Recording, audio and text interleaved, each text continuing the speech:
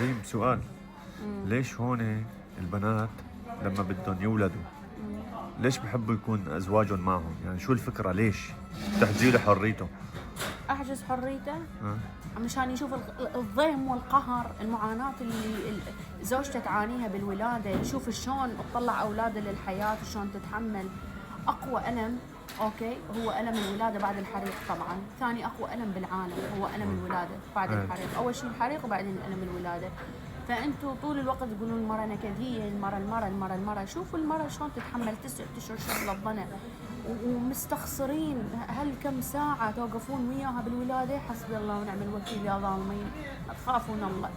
بلكي مشان تحسون شوية، تحسون تشوفون بشنو دا تمر، على مود شوية تراعيها لما تولد، دير بالك على الجنين، تشيله الطفل، تخليها تنام شوية تراعيها، بس انتوا لا احساس ولا شعور. الله وكيلك قال تحجزي حريته.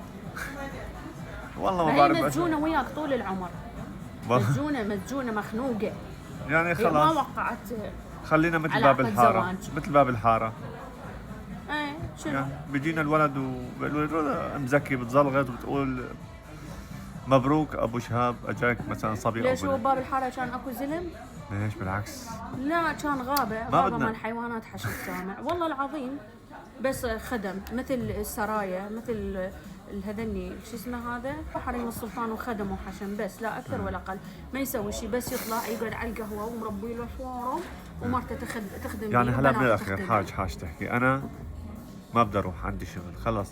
مو بكيفك، ليش انت منو سالك؟ غصبا عنك تروح. يا لطيف. يعني انا متحمله 9 اشهر الحمل ودي اولد وما تكون موجود، لا اذا بهيك لحظه ما تكون موجود اطلع من حياتي كلها. لا خلاص والله راح اكون كلها ساعه، شو يعني بكون معك. يمكن يوم كامل ما تعرف عادي. يلا والله لا اعيرك طول العمر، اصبر.